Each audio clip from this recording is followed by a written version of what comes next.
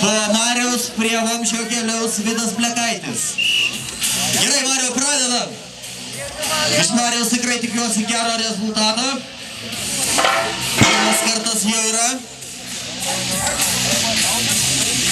Mariau kimbam į vamzdį ir verčiam į antrąjį kartą. Viskas okei. Taip, trečiasis bandymas iš Klaipėdos atstovo. Yra, viskas gerai.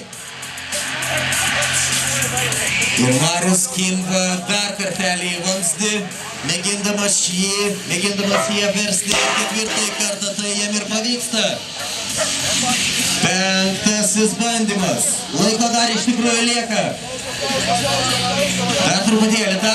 Dar truputėlį. Viskas gerai, vamzdis virsta, 5 kartai. Lieka 10 sekundžių. Na, Mariau, dar vieną kartą.